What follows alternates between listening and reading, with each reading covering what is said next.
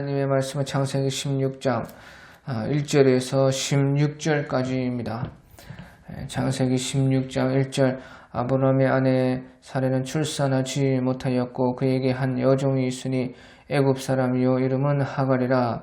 사레가 아브라함에게 이르되 여호와께서 내 출산을 허락하지 아니하셨으니 원하건대 내 여종에게 들어가라. 내가 혹 그로 말미암아 자녀를 얻을까 하노라 하매 아브라함이 사레의 말을 들으니라. 아브라함의 아내 사레가 그 여종 애굽 사람 하갈을 데려다가 그 남편 아브라함에게 첩으로 준 때에는 아브라함이 가나안 땅에 거주한 지 10년 후였더라. 아브라함이 하갈과 동침하였더니 하갈이 임신함에 그가 자기의 임신함을 알고 그 여주인을 멸시한지라. 사레가 아브라함에게 이르되 내가 받는 모욕은 당신이 받아야 옳도다. 내가 나의 여종을 당신의 품에 두었거늘 그가 자기의 임신함을 알고 나를 멸시하니 당신과 나 사이에 여호와께서 판단하시기를 원하노라. 아브라함이 사레에게 이르되 당신의 여종은 당신의 수중에 있으니 당신의 눈에 좋을 대로 그에게 행하라 하매 사레가 하갈을 학대하였더니 하갈이 사레 앞에서 도망하였더라. 여호와의 사자가 광야의 샘물 곁과 술길 샘 곁에서 그를 만나 이르되 사레의 여종 하갈아 네가 어디서 왔으며 어디로 가느냐. 그가 이르되 나는 내 여주인 사레를 피하여 도망하나이다. 여호와의 사자가 그에게 이르되 네 여주인에게로 돌아가서 그 수하에 복종하라. 여호와의 사자가 또 그에게 이르되 내가 네 씨를 크게 번성하여 그 수가 많아 셀 수 없게 하리라. 여호와의 사자가 또 그에게 이르되 네가 임신하였은즉 아들을 낳으리니 그 이름을 이스마엘이라 하라. 이는 여호와께서 네 고통을 들으셨음이니라. 그가 사람 중에 들나귀와 같이 되리니 그의 손이 모든 사람을 치겠고 모든 사람의 손이 그를 칠지며 그가 모든 형제와 대항하여 살리라 하니라. 하갈이 자기에게 이르신 여호와의 이름을 나를 살피시는 하나님이라 하였으니 이는 내가 어떻게 여기서 나를 살피시는 하나님을 배웠는고 함이라. 이러므로 그 샘을 부엘라헤로이라 불렀으며 그것은 가데스와 베레 사이에 있더라. 하갈이 아브라함의 아들을 낳음에 아브라함이 하갈이 낳은 아들 이름하여 이스마엘이라 하였더라. 하갈이 아브라함에게 이스마엘을 낳을 때에 아브라함이 86세였더라. 아멘. 예, 오늘 우리 창세기 16장 1절부터 보면 1절에 아브라함의 아내 사레는 출산하지 못하였고 그에게 한 여종이 있으니 애굽 사람이요 이름은 하갈이라. 예, 그렇게 말씀을 하는 것입니다. 예, 아브라함의 아내 사레는 출산하지 못하였고 그래서 아브라함이 갈대아 우르에 있을 때부터 결혼을 했지만 이제 하란을 거쳐서 또 75세에 가나안 땅에 오고 나서도 사레가 출산을 못했다 하는 것입니다. 그러니까 사람은요 어떤 문제라도 다 문제를 가지고 있습니다. 누구나 다 우리가 겉으로 보면 다 잘되고 저 사람은 아무 문제 없을 것 같지만요 누구도 해결하지 못하는 문제 하나씩은 다 가지고 있어요. 그냥 문제 없는 사람이 없는 것입니다. 지나가는 사람들 다 멀쩡하게 보이고 아무 문제 없고 나만 이렇게 문제만 가지고 있는 것 같지만 아닙니다. 어떤 사람, 모든 사람도 다 정말 해결할 수 없는 그런 문제를 하나씩 다 가지고 있고 그것을 통해서 하나님께서는 우리에게 만나주시고 그것을 통해서 우리에게 더욱더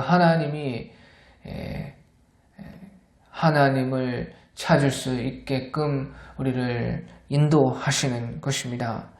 이 아브라함도 그 가정에 이런 문제가 있었다 하는 것입니다.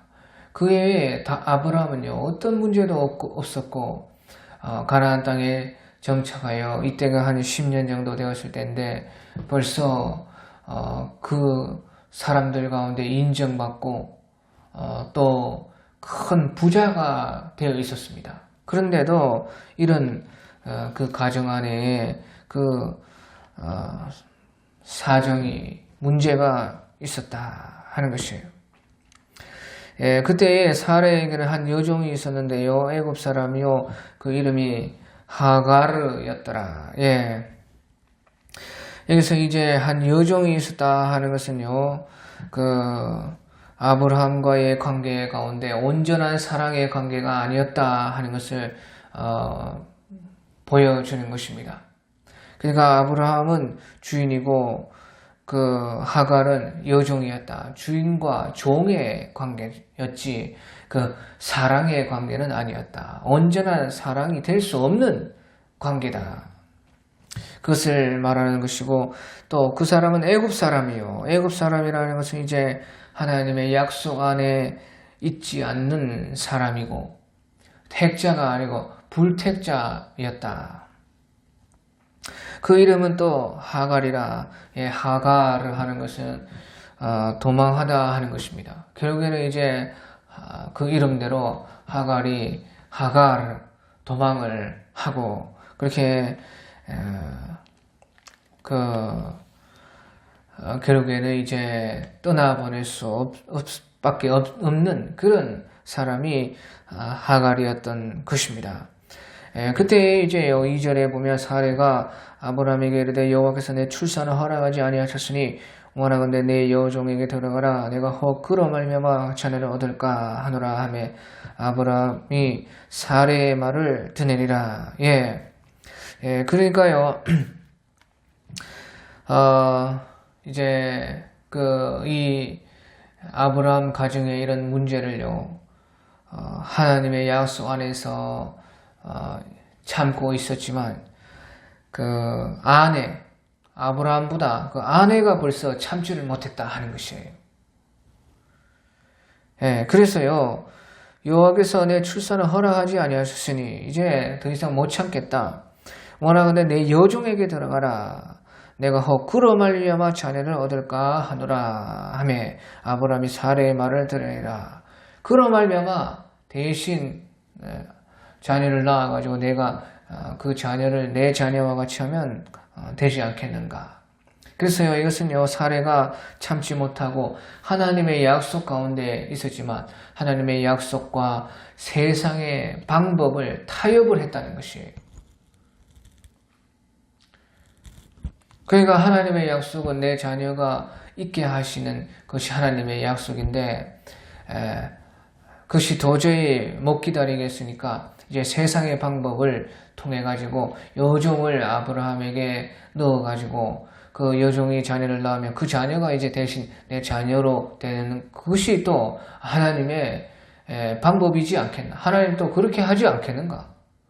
그가 하나님의 약속과 세상의 방법을 타협을 한 것이에요.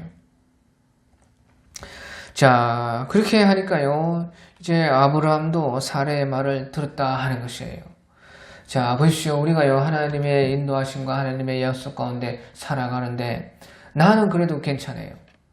나는 그것이 아무리 늦게 이루어지고 시간이 길어져도 나는 또 괜찮을 수 있습니다. 하지만 보십시오. 옆에 사람들이 힘들어하고 옆에 사람들이 참지 못하고 옆에 사람들이 다 지쳐 떨어져 나가는 것을 참는 것은요. 쉬운 일이 아닌 것입니다. 그 아브라함도 마찬가지예요. 바로 가족들 또 자기 아내가 벌써 지쳐 나가서 떨어졌다 그 말이에요. 그러니까 아브라함도 이게 도무지 나 혼자라면 건들 수가 있었겠지만 가족들이 그렇게 되고 특별히 가장 가까운 배필이 아내가 그렇게 했을 때에 그렇게 힘들어하는 모습을 봤을 때에 그 아브라함도 마음이 약해진 것입니다. 그러니까 아브라함이요 이 사레와 아내와 타협을 하는 것이에요. 그래서 아브라함이 사레의 말을 들으니라.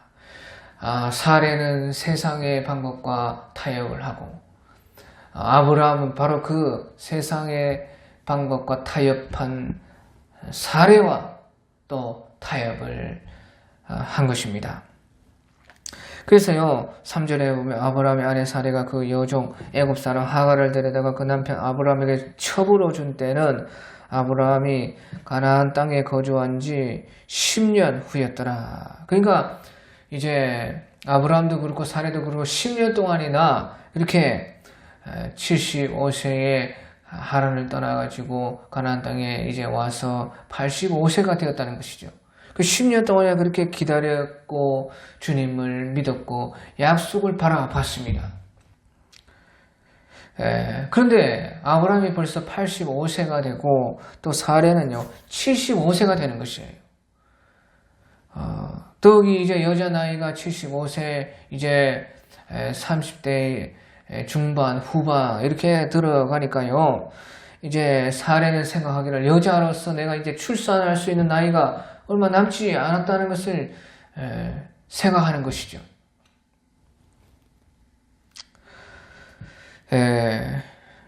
그런데요 하나님의 시간은 우리가 생각하는 것보다 훨씬 더 길고 또 오히려요 사례의 그 경수가 끊어질 때까지 오히려 하나님은 기다렸습니다. 사례가 완전히 출산을 못할 그 이제 때까지 그러니까 그때 나이로는 한 90 정도 넘어가면 이제 출산을 못하는 것입니다. 그러니까 사례가 지금 여기서 75세니까 한 15년이나 더 하나님은 기다렸습니다. 그러니까 다 합해서 아브라함이 이제 가나안 땅에 왔을 때부터 25년 동안이나 주님께서는 그 시간 동안이나 하나님의 그 일을 하지 않았어요. 오직 약속으로만 주님께서 그때 아브라함과 사레가 기다리게 하신 것이에요. 자, 그래서요, 참, 주님의 시간이라는 것은 우리의 생각보다 훨씬 길고, 오히려 우리의 소망이 끊어질 때에 주님은 역사를, 그때부터 이제 주님은, 시작해야겠다 하는, 그 정도가 주님의 시간이라는 것입니다.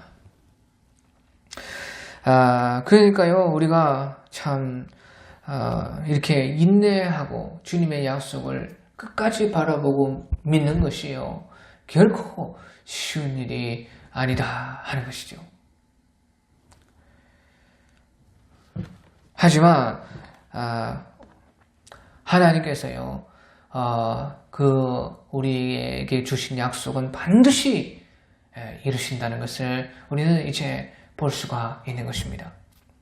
그러니까 그 약속을요 우리가 실패하고 또 우리가 넘어지더라도 끝까지 믿고 나가고 이런 하나님의 말씀 속에서 다시 힘을 얻고 다시 인내하고 참아야 되는 것입니다. 언제까지? 그것이 이루어질 때까지 내 소망이 끊어져도 주님께서는 역사하신다 하는 것을 믿어야 되는 것입니다. 그래서요 이제 4절에 아브라함이 하갈과 동침하였더니 하갈이 임신함에 그가 자기의 임신함을 알고 그의 여주인을 멸시한지라. 자, 보십시오. 이것이 너무나 중요해요. 보십시오. 사레가 자기 여종 하갈을 아브라함에게 내어줬습니다. 그래서 이제 동침을 했는데요. 그때에 곧바로 임신이 되었습니다. 그러니까요. 임신을 하니까 하갈이요. 자기가 이제 임신을 한 줄 알고 내 여주인은 임신도 못하는데 내가 이제 아들을 혹시 낳으면은 이제 임신을 했으니까 내 아브라함을 내가 독차지해야 되겠다. 그렇게 생각을 하는 것입니다. 그러면서 이제 그 여주인 사례를 멸시했다는 것이에요. 자, 보십시오. 우리가요, 하나님의 약속을 믿지 않고 버리고 하나님의 약속을 놓아버리고 또 하나님의 약속과 세상의 방법을 타협을 하면요, 세상으로부터 이렇게 멸시를 받는다는 것이에요. 사례가 하나님의 약속과 세상이 하는 그런 방식, 첩을 들여가지고 대신 아들을 낳게 하는 그런 그 세상적인 것을 타협을 했을 때에 하갈에게 무시당하는 것이에요. 멸시받는 것입니다. 다시 말하면 택자가 이렇게 세상과 타협을 하면요, 불택자에게 멸시받는 것입니다. 하나님의 자녀들이 세상과 타협했을 때 세상으로부터 천대받는 것이 이치라는 것을 보여주는 것입니다. 그러니까 보시오. 마태복음 5장 우리 13절에 너희는 세상의 소금이니 소금이 만일 그 맛을 잃으면 무엇으로 짜게 하리요? 후에는 아무 쓸데없어 다만 박해버리려 사람에게 밟힐 뿐이니라. 세상 부택자들에게 밟히는 것이에요. 이것이요, 하나님의 약속을 버린 사람들, 하나님의 약속과 세상을 타협한 사람들이 타협한 그 결과인 것이에요. 그럼에도요, 또한 사례 입장에서는요, 그 하갈을, 그 여종을 남편의 첩으로 준 것입니다. 큰 은혜를 준 것이에요. 그리고 하갈은 그 은혜를 완전히 무시한 것이죠. 그러니까요, 사례가 5절에 사례가 아브라함에게 이르되 내가 받은 모욕은 당신이 받아야 옳도다. 내가 나의 여종을 당신의 품에 두었거늘 그가 자기의 임신함을 알고 나를 멸시하니 당신과 나 사이에 여호와께서 판단하시기를 원하노라. 자, 보시오. 은혜를 모르는 것은요, 결코 하나님도 참지 못한다는 것이에요. 은혜를 저버린 자, 은혜를 모르는 자, 하나님도 절대 그것을 참지 않으시는 것입니다. 당신과 나 사이에 여호와께서 판단하시기를 원하노라.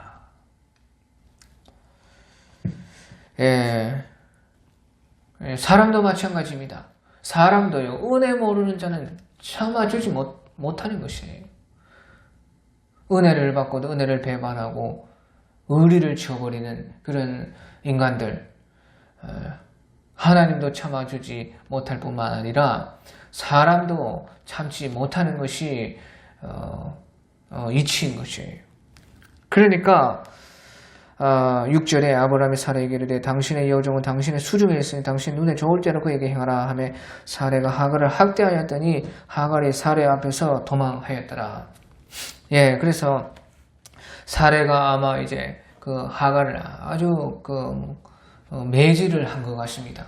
그래서 심히 학대하니까요, 이제 참지 못하고 하갈이 그 이름대로 하갈,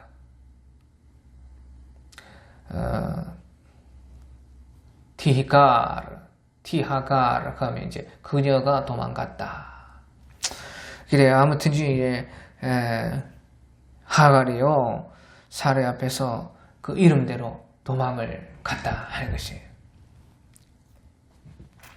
그러니까 보시오, 하갈은요, 결국이요, 자기 이름대로 자기 인생을 만들었습니다.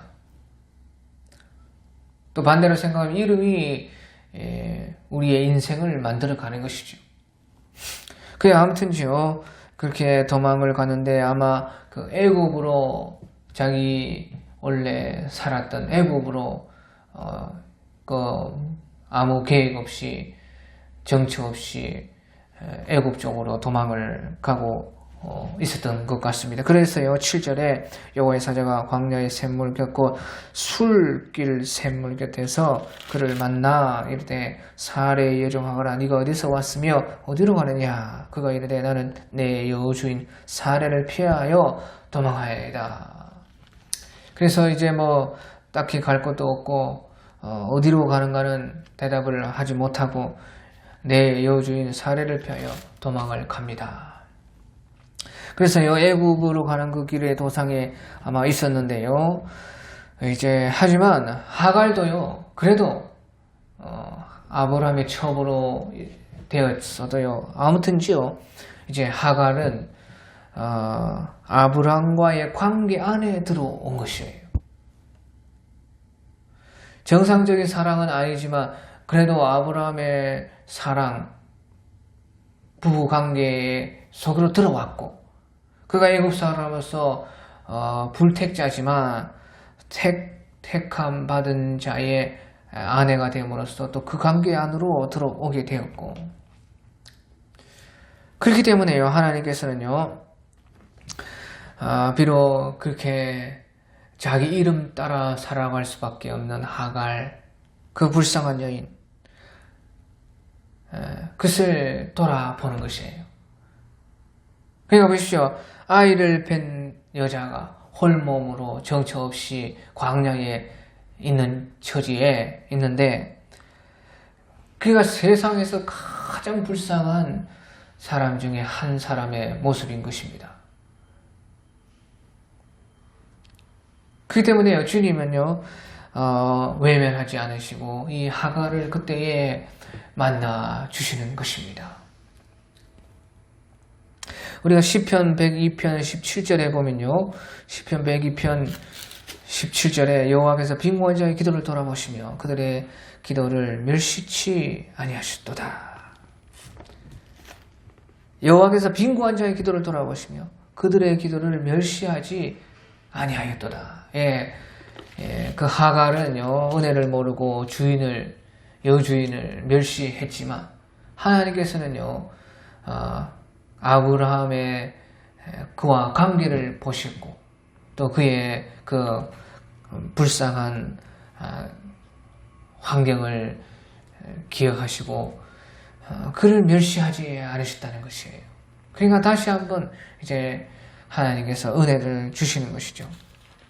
여호와께서 빈궁한 자의 기도를 돌아보시며 그들의 기도를 멸시하지 아니하시는도다 하면서 이제 그때 하나님의 천사가요 8절에 이르되 사레의 여종아 하갈아 네가 어디서 왔으며 어디로 가느냐. 그가 이르되 나는 내 여주인 사레를 피하여 도망하나이다. 자 그래서요 사레의 여종 하갈아 네가 어디서 왔으며 어디로 가느냐 그렇게 물은 것은요 보십시오. 사레의 여종 하갈아 네 신분이 무엇이냐 다시 생각해 보라는 것이에요. 네 소속이 어디에 있느냐 네가 어디서 왔으며 어디로 가느냐. 그래서요 네 처지 네 사명 네가 있어야 할 곳 다시 한번 생각해 보라는 것이에요. 네 신분은 여종이라는 것이에요. 여종은 주인 밑에 있어야 되는 것입니다. 네 처지가 어떤 처지냐 오갈 데 없는 처지라는. 그러니까 네 주인이 있는 곳에 밖에 너는 거기에 있어야 된다는 것이죠. 오갈 데 없는 처지인데 네가 왜 여기에 있느냐는 것이에요. 다시 돌아가라는 것이죠. 또 네 사명이 무엇이냐? 네 사명은 종으로서 주인을 섬기는 일을 하는 그 사명이라고 말이에요. 거기서부터 네 구원을 이루는 것이지 지금 어디로 가고 있느냐는 것이에요. 어디서부터 왔으면 어디로 가느냐는 것이죠. 그래서 이것은요 네 신분, 네 처지, 네 소속, 네 사명, 네 인생을 한번 다시 냉철하게 생각해 보라는 것이에요. 언제까지 네가 네 이름대로 살 거냐? 언제까지 네 이름에 매여서 네가 인생을 그렇게 만들어 갈 것이냐는 것이에요. 이름을 바꿔라는 것입니다. 자, 그래서요 9절에 여호와의 사자가 그에게 이르되 네 여주인에게 돌아가서 그 수하에 복종하라. 다시 돌아가는 것입니다. 다시 네 자신을 찾으라는 것입니다. 그러니까 네 여주인에게로 돌아가서 그 수하에 복종하라. 사례가 다시 돌아가서 다시 겸손하게 거기에 복종하고 은혜에 배반하지 않고 은혜를 아는 사람은, 은혜를 알면은 그 여주인 사례가 너를 다시 받아준다는 것입니다. 다시 용서해 준다는 것이죠. 보시오. 하나님의 우리 하나님의 사람들은요, 참 겸손한 자들에게 마음이 약한 것입니다. 용서를 구하고 다시 잘해보고 다시 이제 복종하고, 그러면요 우리 하나님의 사람들은요 다 참 겸손한 사람들에게 마음이 약하고 다시 받아주고 다시 또 용서해주고 다시 또 은혜 주는 것이 하나님의 사람들이에요. 그것이 택함받은 사람들이에요. 사례도 그렇다는 것이에요. 사례가 비록 이제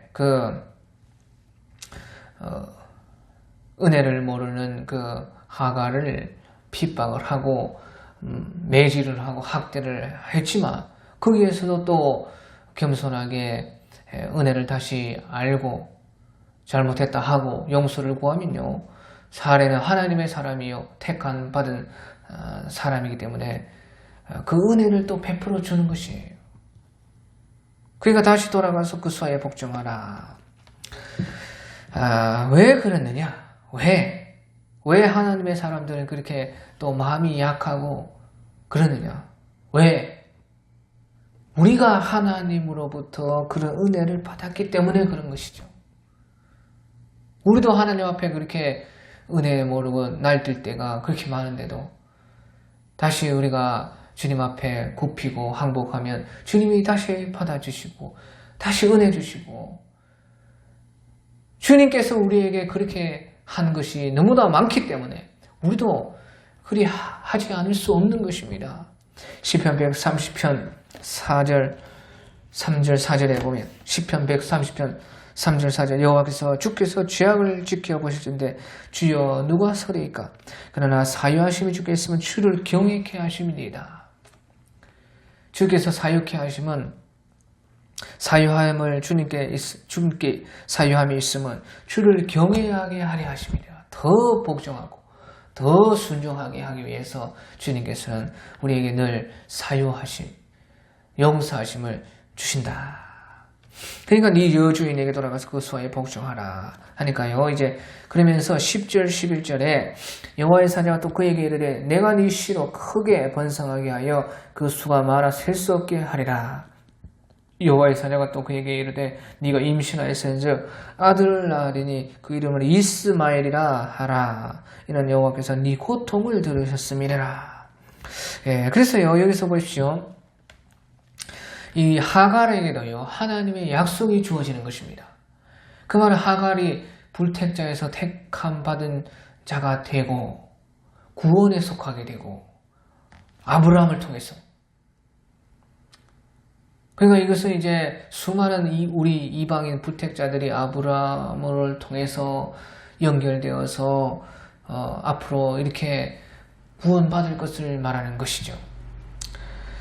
아무튼지요, 이제 하갈에게도, 하갈의 자손에게도 하나님의 약속이 주어졌는데요. 네 씨가 크게 번성하여 그 수가 많아 셀 수 없게 된다. 비록 이제 아브라함과 같은 약속은 아니지만요. 아무튼지 그 수가 많아지고 셀 수 없게 된다는 것이에요. 크게 번성한다는 것입니다. 그러니까 아브라함과 같은 그런 약속은 아니지만 하나님의 약속을 아브라함이 받았다는 것이에요. 그러니까 이 말은요, 하나님을 찾는 사람이 누구라도 종으로서 온전한 아브라함과 온전한 사랑에 이르지 못했지만, 온전한 사랑의 관계가 아니지만, 불택자였지만, 그가 이리저리 도망가는 인생밖에 안 되는 그런 하갈, 그런 정처 없는 인생이었지만 아브라함을 통해서 사랑의 관계를 맺게 되고 그 씨를 받게 되고 불태자에서 택함받은 자로서 속하여서 그게 접붙임이 되고 도망자이지만 아브라함 가운데 있으면서 거기에서 이제 안식처를 거기에서 찾고 그러면서 이렇게 하나님의 약속을 받았다는 것이에요. 그러니까 보십시오. 하나님을 찾는 사람이라 누구라도 하나님께서는 절대 외면치 않으시고 책임져 주신다는 것입니다. 다시 말하면 구원이요 하나님께 속하고 구원을 찾고 바라는 자는 하나님을 반드시 만나고 주님께서 책임져 주시는 것이요 바로 하나님이시다 하는 것이에요.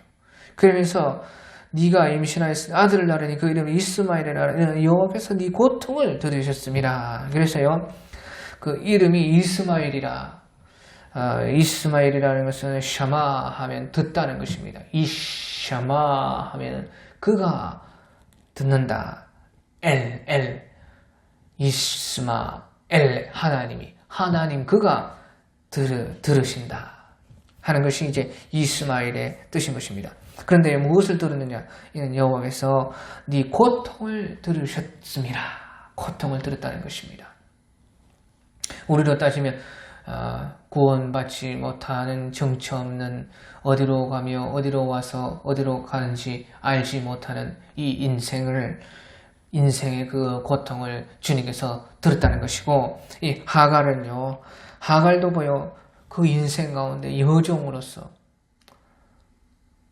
도망할 수밖에 없는 그런 사람으로서 누구도 알지 못하는 그 여인의 여종의 불택자의 언제나 사랑에 속하지 못하는 그 인생 가운데에 그 고통을 주님께서 들으셨다는 것이에요. 하갈도 하갈 나름대로 얼마나 큰 고통이 있었겠습니까? 이웃 땅에 와가지고 그렇게 좋음으로써 또 어디로 도망을 해야 되는가? 항상 그런 불안 가운데 사는 그 인생을 주님께서 이스마엘 들었다는 것이에요. 그 고통을.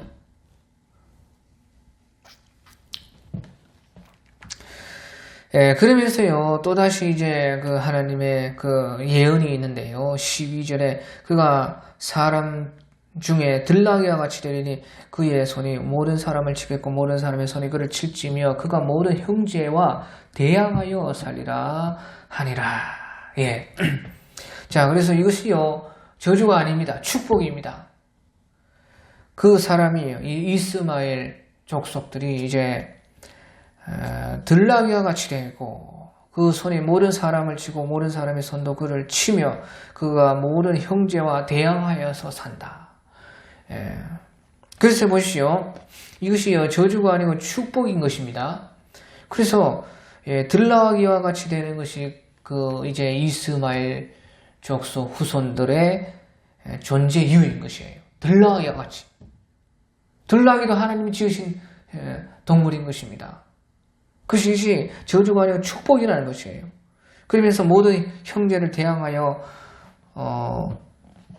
사람을 치겠고 모든 사람이 또 그 손을 그를 칠지며 그러니까 모든 형제들과 대항하여 산다. 그 모든 형제들과 대항하여 싸우는 그 역할 그것이 사명이라는 것이에요.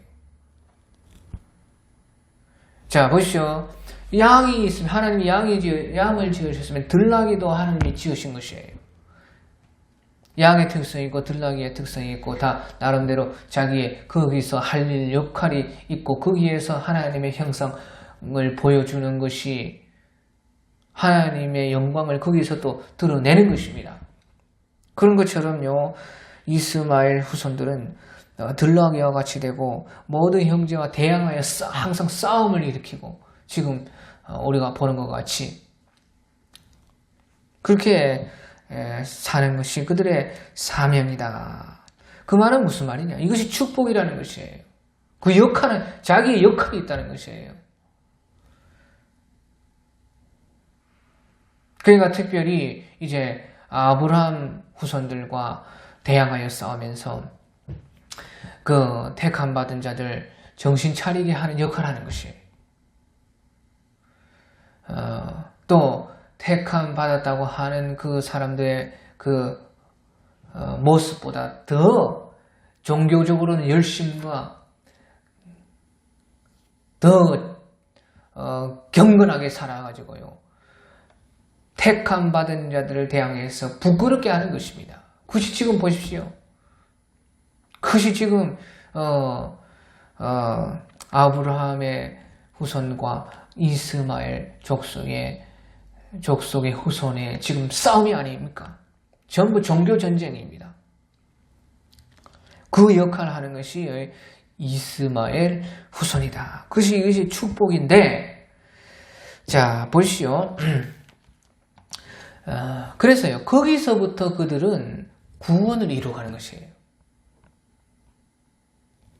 다시 말하면 아브라함의 후손은 양으로서 양의 모습으로 거기서부터 시작해서 구원을 이루어가는 것이고, 이스마엘 후손들은요 들나귀에 같이 되어서 들나귀의 모습으로서 거기서부터 시작해서 하나님을 찾아가고 구원을 이루어가는 것이에요.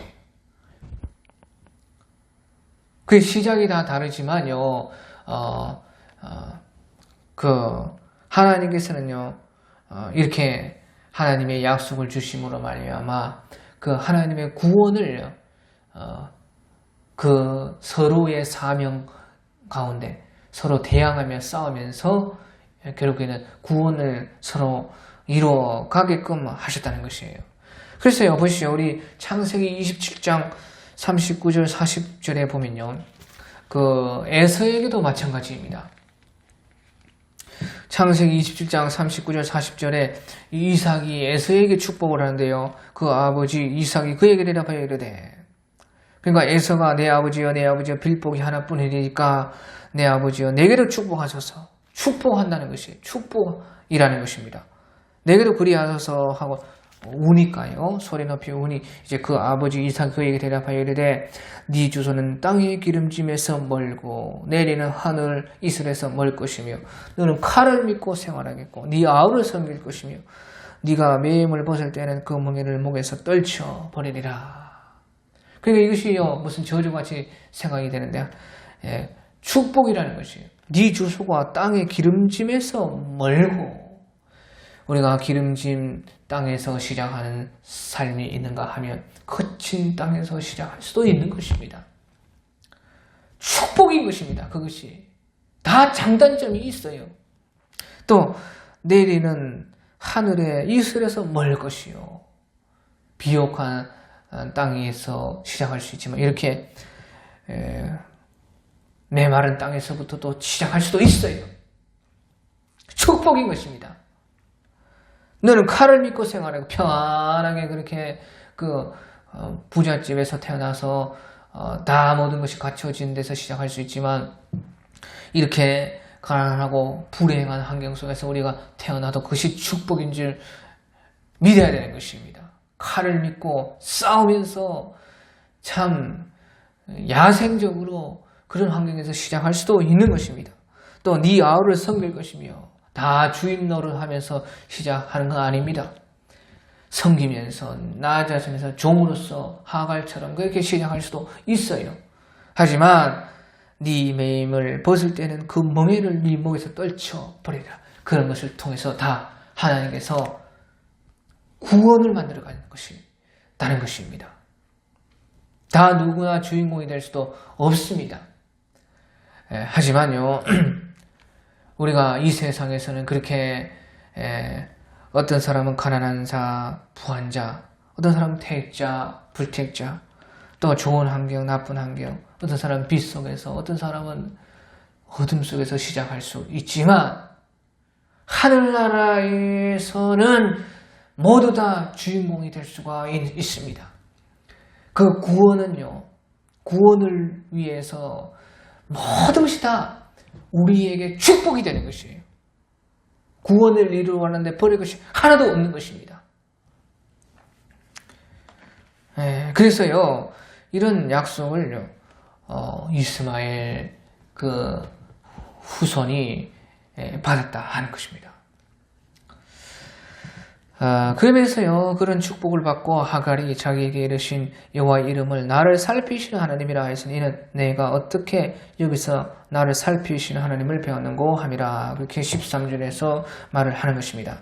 그러니까 그때에 하갈이요, 자기가 만난 하나님을 이름하여서 이제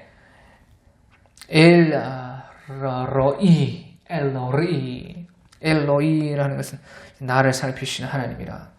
엘이라는 건 하나님이고 로이 하는 것이 라아라는 것은 보다는 것입니다. 로이 하는 것은 나를 보시는 그런 로이, 나를 보시는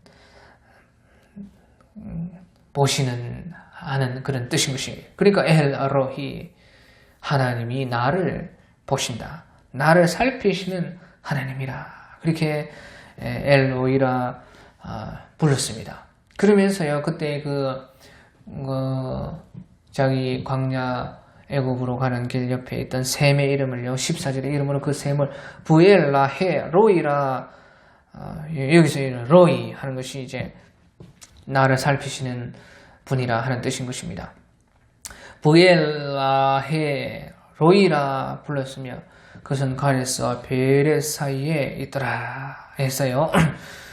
그 광야 길에 하나님을 만났던 장소 옆에 있던 그 샘의 이름도 부엘라헤 로이라 그렇게 불렀다는 것이. 부엘이라는 것은 이제 우물이라는 뜻입니다. 부엘.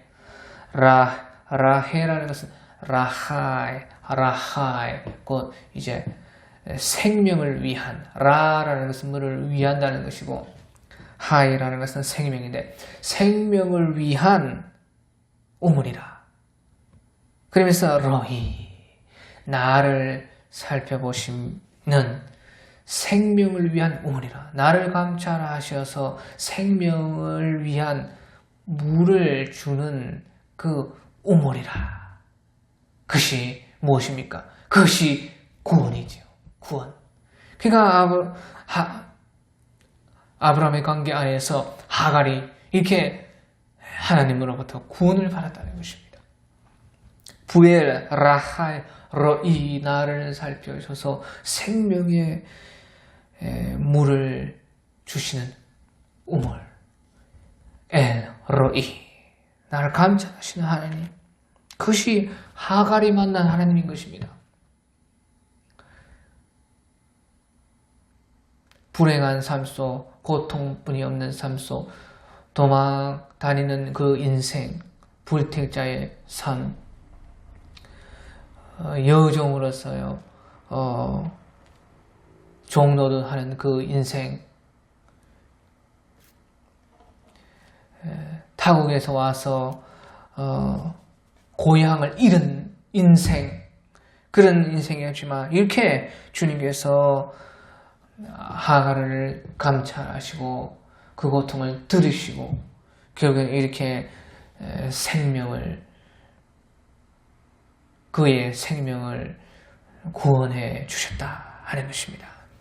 자, 그렇게 하니까요, 이제 다시 하갈이 자기의 신분과 자기의 처지와 자기의 사명 속에서 역시 축복이구나. 다시 돌아가자. 내일 하자. 하나님이 있으라는 곳에 있자 하면서 다시 돌아간 것입니다. 그래서 이제 아들을 낳았는데요. 15절 하갈이 아브라함의 아들을 낳음에 아브라함이 하갈이 낳은 그 아들의 이름을 이스마엘이라 하였더라. 자, 그래서 보십시오. 그 하갈이 하나님께서 그 아들의 이름을 이스마엘이라고 지으라 했다니 하니까 이제 아브라함도 하갈의 말을 따라서 이스마엘이라 그렇게 이름을 지었어요. 자, 그 말이 무슨 말이냐? 그것은요, 아브라함도 하갈이 만난 하나님을 인정했다는 것이에요. 자, 이것이 중요해요. 우리가 만난 하나님이 다 아닙니다. 다 하나님 믿고 하나님 안에 있어도요, 자기가 만난 하나님이 전부인 줄 알고 날뛰는 인간들이 너무나 많습니다. 내가 만난 하나님이 전부인 줄 알고 그것이 하나님의 전부다. 천만에. 아닙니다. 하나님은 한 분이시지만 너무도 다양하게 역사하시고 너무도 우리의 환경과 처지에 따라서 그 하나님이 보여주시는 모습이 다르고 그 속에서 우리를 만나시고 또 구원을 하시는 것이요. 상상할 수 없어요, 우리가. 네가 만난 하나님이 전부라고 생각하면 안 된다는 것이. 내가 만난 하나님이 전부가 아니요. 우리가 다른 사람이 만난 그의 하나님. 엘로이. 아브라함을 엘샤다이, 전능한 하나님. 그가 만난 하나님은 아브라함의 만난 하나님은 엘샤다이 하나님입니다. 하지만 엘로이 하나님도 계신다는 것이죠. 그것을 아브라함은 인정한 것이. 비록 여종이고 애굽 사람이고 하갈 그 첩의 하나님이지만 그가 만난 하나님을 인정하고 그가 이스마엘이라 그렇게 아들의 이름을 지었다 하는 것이에요. 그러면서 이제 16절에 하갈이 아브라함에게 이스마엘을 낳을 때에 아브라함이 86세였더라. 자, 그러니까 보십시오. 아브라함이 이제 175세까지 살았는데 그때 나이가 86세라. 85세에 임신해서 86세가 되었다 하는 것이에요. 이 말은 그럼 무슨 말이냐? 아브라함에게 하갈이 이스마엘을 낳을 때에 아브라함이 86세였더라. 이것은요, 하나님께서 하갈의 그런 고통은 들으셨지만요, 아브라함의 고통은 아직 여전히 있었다. 그것을 말해주는 것입니다. 하갈이 이스마엘을 낳음으로 나를 하나님께서 들으셨다. 나의 고통을 들으셨다. 그렇게 하갈의 고통은 하나님께서 들어주셨지만 아브라함은 86세가 되었는데도 아브라함의 고통은 여전히 언제 그것이 다 벗어질지 모른다는 것이에요. 아브라함이 175세까지 살았으니까 86세면 이제 거의 절반입니다. 딱 절반입니다. 그러니까 인생 절반을 이제 넘기고 있는데도 아브라함의 그 고통은 여전히 씻어지지가 않았다는 것이죠. 아브라함의 문제는 하나님께서 안 들어줬다는 것이죠. 아직까지 아브라함은 그 문제의 가운데 여전히 있었다. 그러니까 이스마엘이 태어났지만 이스마엘이요, 세상과 타협해서 얻은 그 아들이 자기의 고통을 벗어줄 수 없었습니다. 그러니까 하나님의 약속이라는 것은요, 정녕 하나님께서 나에게 해주셔야 거기에서 완전히 해결받을 수 있어요. 아무리 내가 힘 되는 대로 그렇게 타협을 해도 내 고통이 벗어나지 않는 것이에요. 오히려요, 이스마엘이요, 항상 이스마엘을 볼 때마다 내가 하나님의 약속 끝까지 못 붙잡았구나 증거가 되는 것입니다. 그러니까 이스마엘이 오히려 더 고통이 될 수도 있는 것이에요. 그러니까 나중에 아브라함이 너무나 절망 가운데 있었기 때문에 이스마엘이나 잘되게 하소서, 내게 이제 내년 이맘때에 아들을 줄 것이다 하니까 아브라함이 이스마엘이나 잘되게 하소서, 그렇게 말을 하는 것이에요. 그러니까 오히려 이스마엘이 자기에게 그렇게 위안과 그 고통을 해결해주는 방편이 될 줄 알았지만 전혀 아브라함에게 그것이 해결이 되지 않았다. 여전히 고통만 더했다 하는 것을 여기서 보여주는 것입니다. 그러니까 우리는 끝까지요, 주님을 바라보고 믿어야 되는 거예요. 하갈의 고통도 이렇게 이스마엘 들어주시는데 아브라함의 고통을 안 들어주겠느냐? 내 고통을 안 들어주겠느냐? 광야에서도 주님께서 그 하갈을 만나 주셨는데 내가 주님의 늘 품 안에 있다면 주님께서 안 만나 주시겠느냐 하는 담대함을 가지고 살아갈 수가 있다 하는 것입니다. 오늘 여기까지 하겠습니다.